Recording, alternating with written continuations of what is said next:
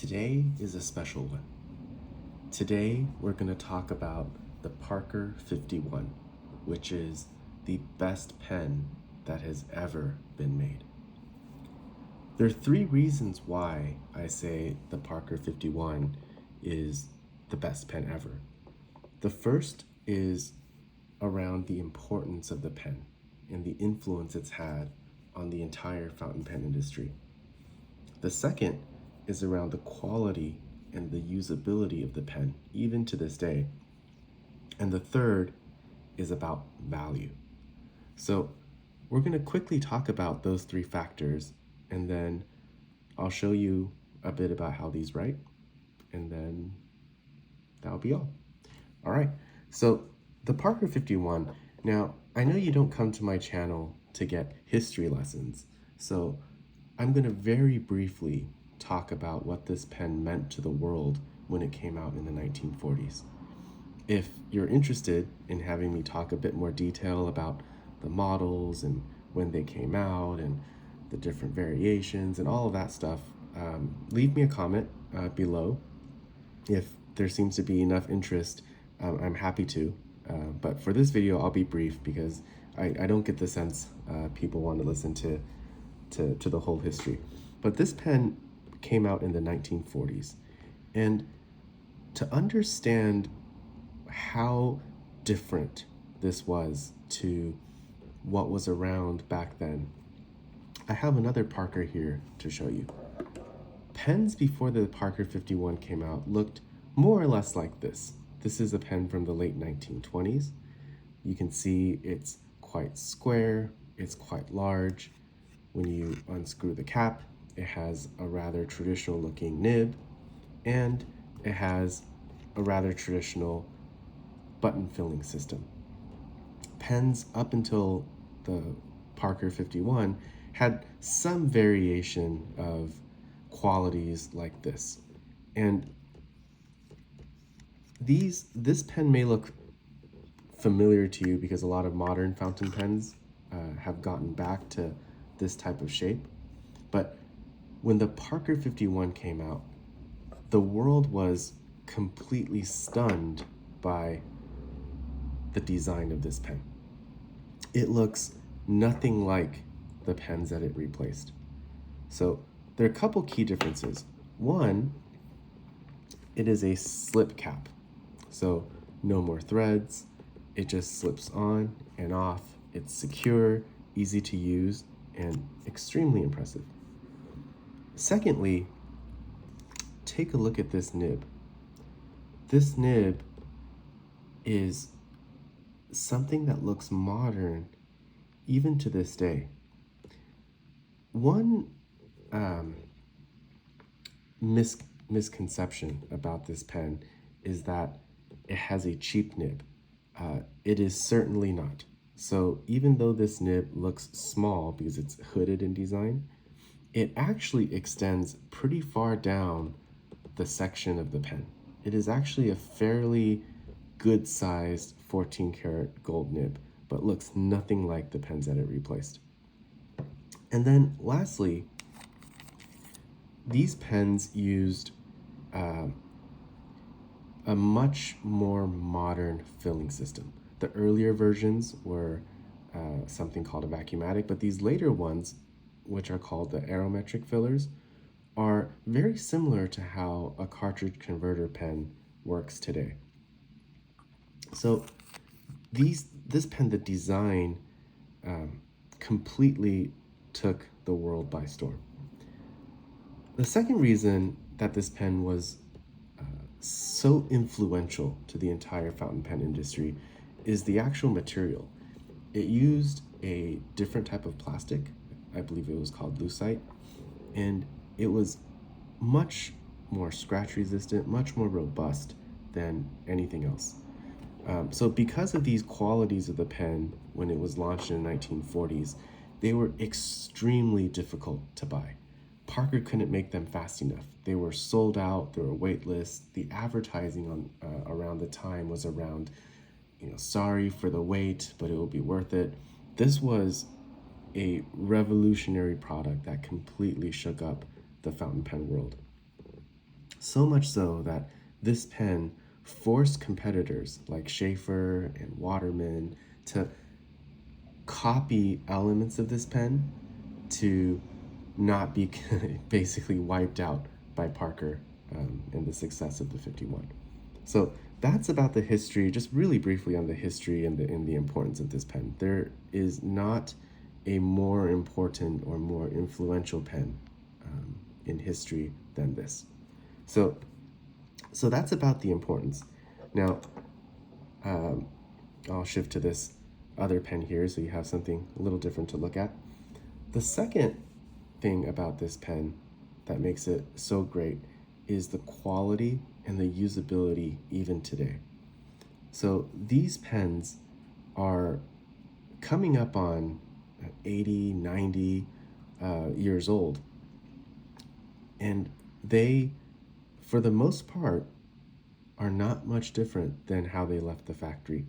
The materials, I mentioned the lucite earlier, they hold up extremely well. The nibs are extremely robust and really take a lot of beating.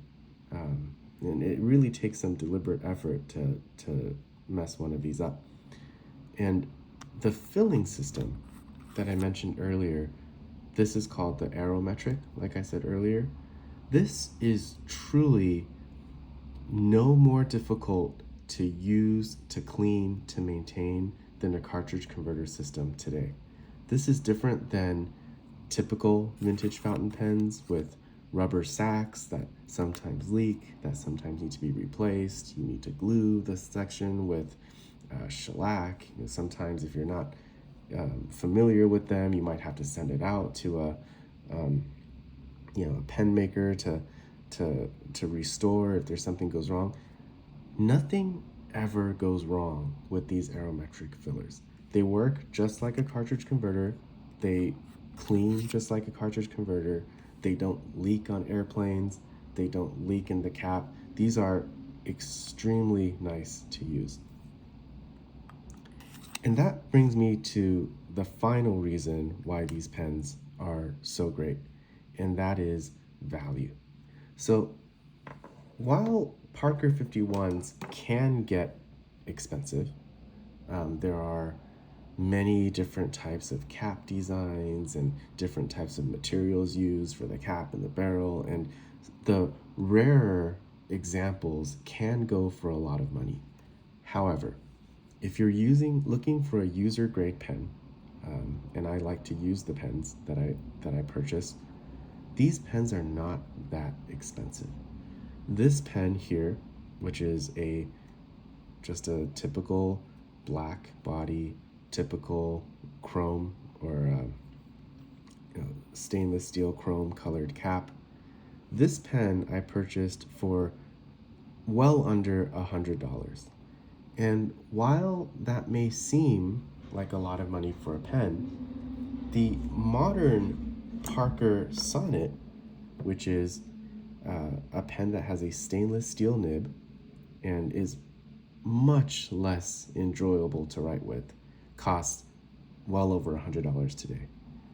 There's, in fact, nothing that you can buy new with a gold nib for under $100. My trusty Pilot 74, many of you know this is one of my favorite daily writing pens.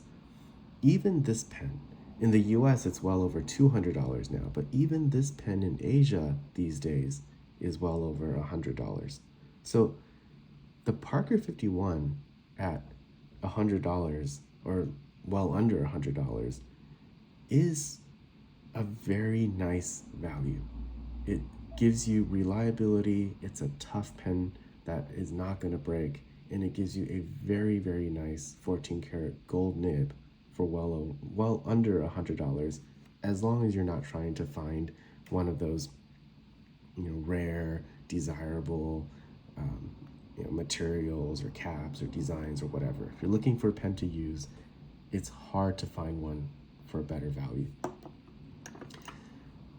Now, the other cool thing about the Parker 51 is that it came in a variety of nib options. Most of these pens tend to have fine, fine medium, extra fine types of nibs because those were the pens, those were the types of nibs that were most common and most practical to use. However, you can also find a variety of really interesting nibs, like, for example, this one is a broad italic. And I'll show you a bit about how these write. But even these pens with these more unique nibs are not that expensive. This pen, I believe I paid well under $200 for, which again might sound expensive, but if you think about having a gold nib with a specialty grind in a high quality pen, it still represents extremely good value.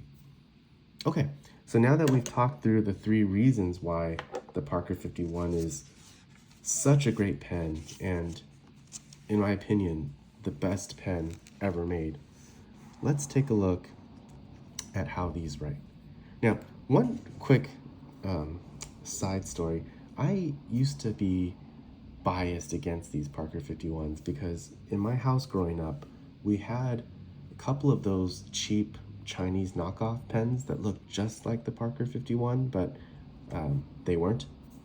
And those pens were pure garbage. So having used those pens a bit growing up, I was conditioned to think that a pen that looks like this was trash. So of course it's not. But that's just, I thought it would be an interesting story. The other thing I just want to make sure it's clear, I know I talked about this pen coming out in the 1940s. I am talking about the vintage versions of the Parker 51 here. So the ones made from the 1940s all throughout, I believe, the 1970s.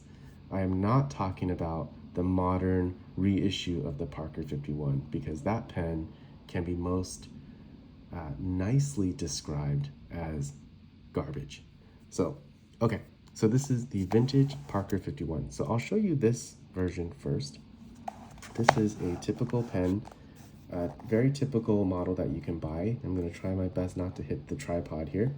So this is a Parker 51. This pen is a fine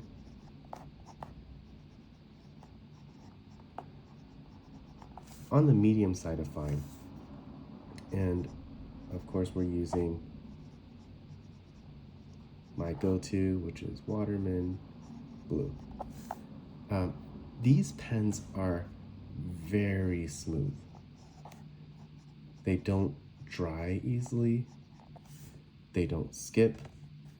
The ink flow is tuned really, really well. It's just such a nice writer. As a kind of a bonus, because of the way these pens are tipped and the way they're ground and the shape of the nib, a lot of these have a bit of a architect quality to them, where the horizontal stroke is a bit wider than the vertical, which again just adds a little bit more character and some fun to the writing. The other thing I'll just mention here while we're at it is the nib.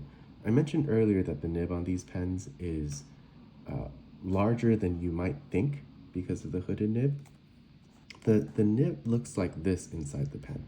So you have the breather hole, and then it looks kind of like this.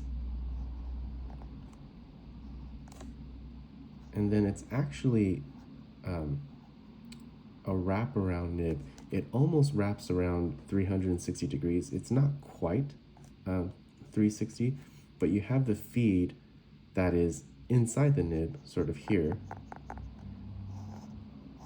And then the pen, the section of the pen comes out here. So basically, this is the only part of the nib that you see, but inside you can trust it is a rather large 14 karat gold nib. So that's a quick writing sample with 51 with the fine or a medium nib. I mentioned earlier you can also get these with more specialty grinds from the factory, and I wanted just to show you you can have quite a bit of fun with one of these Parker 51s. So this pen here is, I think it's inked. Maybe it's inked. There we go. So this here is a broad italic nib. So this is a lot of line variation. It's just like the other pen. It's very smooth to use. And if you write, a lot of people wrote in cursive back in the day. If you write how the pen was sort of designed to be written with back in the day, it actually is a lot of fun. So I'll show you here.